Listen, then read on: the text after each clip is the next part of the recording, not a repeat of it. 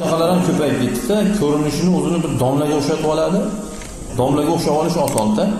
3 oy soqol olmassiz, bitta chakmon kiysiz, chashni qirdirib, yog'ni surkatib, bitta do'ppi kiysiz, ko'rinishni domlaka. Keyin uni ko'rganlar qora aka deb o'ylaydi, ha, desa bo'laveradi, bo'lmaydi. Ayol kishi dam soladigan ahmoqlar. Keyin chetda o'tirganlar ham hozir dam soldirib kelamiz, kelinimizni, qizimizni, xotinimizni jo'natavermaylik uni. Keyin o'sha dam soladiganlar, balki chetda o'tirgandir, balki eshitar. Sen dam solishni ham keltirib yuborishding senlar. Eshityapmiz, qana dam solayotganing. Qanaqasiga ayol kishi o'zi kelib begona erkakka dam soldiradi? Harom bu narsa. Ering bilan ki, akang bilan ki, dading bilan ki, bo'lmasa o'zingga o'zing dam sol. Keyin yana ha desa, falon joyda bitta hazrat chiqibdi. Endi adresdan to'liq aytmay turaman, chunki meni borish niyatim bor, boraman, yoniga ham xolos. Hazrat ekanlar u kishi. U kishini qilgan ishlarini eshitsangiz, u hazrat o shayton u. Ayting o'sha narsa. Ha, siz dam soldirgan kelaman, yo shu bir mahrami bilan kelsin masjidlarga.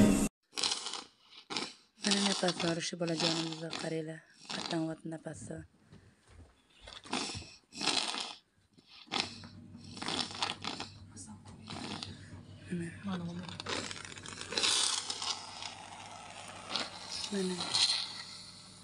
Mana apparaturalar tomog'iga nafas yetishiga.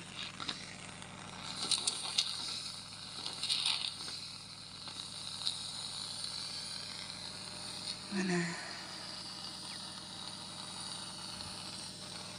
tomog'iga apparaturalarda mana shu shunaqada